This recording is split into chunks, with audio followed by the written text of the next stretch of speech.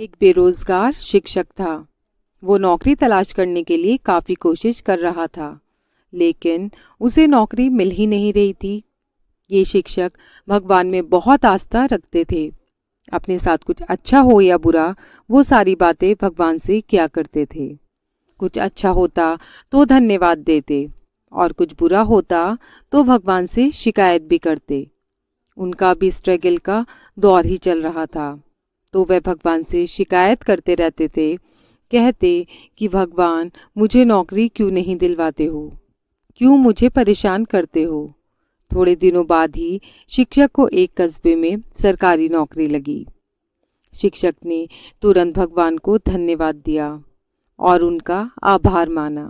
लेकिन दिक्कत ये थी कि इस स्कूल गांव में था और उनका रहने का इंतज़ाम कस्बे में किया गया था। उनके मकान से स्कूल तक का अंतर 5 किलोमीटर था। शुरुआती दिनों में पैसे न होने की वजह से उन्हें अक्सर इतना लंबा अंतर पैदल ही चलना पड़ता था। कभी कभी उन्हें रास्ते में कोई वाहन दिख जाता तो उससे लिफ्ट मांग लिया करते थे, लेकिन ऐसा बहुत कम होता था। शिक्षक ने तय किया कि सबसे पहले वे पैसे जमा करके एक मोटरसाइकिल लेंगे। उन्होंने बड़ी करकसर करके पाई पाई जोड़ करके कुछ ही महीनों में मोटरसाइकिल के लिए पैसे जुटा लिए और एक अच्छी सी मोटरसाइकिल खरीदी। अब उनका जीवन थोड़ा आसान हो गया। उन्होंने फिर से भगवान को धन्यवाद दिया। उन्हें अपने पुराना समय अच्छे से याद था। उन्हें इतनी दूर तक चलने की तकलीफ भी याद थी।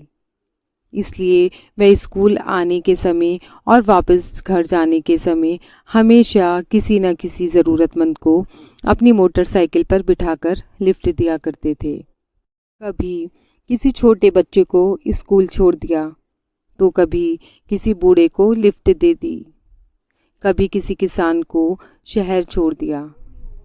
इस तरह से शिक्षक आ रहे हों या जा रहे हों, कोई ना कोई उनके पीछे बैठा ही मिल जाता था। लोग उनकी बाइक को अब दूर से ही पहचानने लगे थे, क्योंकि हर कोई जानता था कि अगर उनकी बाइक आते हुए दिख गई तो लिफ्ट ज़रूर मिल जाएगी। लोगों की मदद करके शिक्षक को बहुत अच्छा लगता था। एक दिन शिक्षक स्कूल ख़त्म करके अपने घर जा रहे थे। उस दिन ऐसा हुआ कि उनसे लिफ्ट मांगने वाला कोई भी नज़र नहीं आया।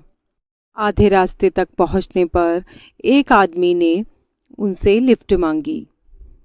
शिक्षक ने तुरंत उस आदमी को बिठाने के लिए अपनी बाइक रोक दी। उस आदमी को बिठाकर शिक्षक अपने रास्ते चल पड़े। थोड़ी दूर सुनसान जगह आने पर उस आदमी ने शिक्षक की पीठ पर चाकू रखा और उनसे कहा, अब ये बाइक मैं चला लूँगा, आप नीचे उतर जाएं और मेरा पीछा मत कीजिए। शिक्षक को लगा आज तो बुरा फंस गए। फिर भी शिक्षक ने कहा, दोस्त, तुम चाहो तो ये बाइक ले लो, जहाँ जाना है चले जाओ, लेकिन इस बात का जिक्र कभी किसी से मत करना, क्योंकि इस रास्ते पर वैसे ही बहुत कम लोग गाड़ियों से आते हैं और उनमें से भी बहुत कम लोग किसी को अपने साथ बिठाते हैं। अगर इस बात का पता लोगों को चल गया तो दूसरों को लिफ्ट देना ही बंद कर देंगे। उन लोगों का एक दूसरे पर से विश्वास उठ जाएगा। मैं भी इस बात का जिक्र किसी से नहीं करूँगा। शिक्षक की बातें सुनकर एक बार तो उस लुटेरे का दिल भी पसीज गया, लेकिन फिर उसने सोचा कि मैं कहाँ इसकी बातों में आ रहा हूँ। उसने बाइक ली और वहाँ से चलता बना। शिक्षक जैसे तैसे फिर पैदल चलकर अपने घर तक पहुँचे और घर पहुँचकर भगवान से शिकायत करने लगे। क्या भगवान, फिर से मुझे वहीं पर लाकर खड़ा कर दिया। शिक्षक उस रात बिना खाना खाए ही सो गया। सुबह शिक्षक जब नींद से जागा तो उसने देखा कि उसकी बाइक उसके आंगन में खड़ी है और उस पर एक चिट्ठी चिपकी हुई है। शिक्षक ने उसे बड़े ही आश्चर्य से इस चिट्ठी को निकाला और उसे पढ़ने लगा। चिट्ठी उसी चोर ने लिखी थी। जिसने उनसे ये बाइक छीनी थी। उसने लिखा था कि मास्टर जी, मुझे माफ़ कर दीजिए जो मैंने आपकी बाइक चुराई।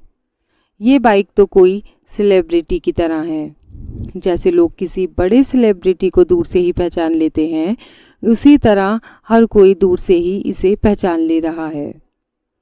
मैं जहाँ भी जा रहा था, लोग मुझे रोककर इसके बारे में पूछते थे और तरह तरह के सवाल करते थे। मैं इस बाइक को क्यों चला रहा हूँ, या मास्टर जी की बाइक आपके पास क्या कर रही है। मैं बहाने बनाते बनाते थक गया, लेकिन लोग सवाल करते करते नहीं थके। मुझे पक्का यकीन है अगर थोड़े दिन ये बाइक मेरे पास रही तो मुझे ज़रूर जेल जाना पड़ेगा।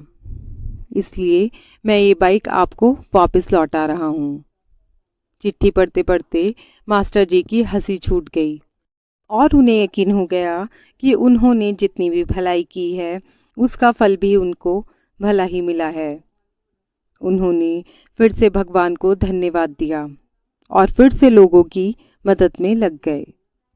दोस्तों, ये कहानी हमें सिखाती है कि कर भला तो हो भला। दूसरों की मदद करेंगे तो भगवान भी आपकी मदद करेगा। दूसरों का भला करेंगे तो आपका कभी बुरा नहीं होगा। ये कहानी अगर आपको पसंद आई हो तो इसे लाइक कीजिए और मेरे चैनल को सब्सक्राइब कीजिए। Thank you.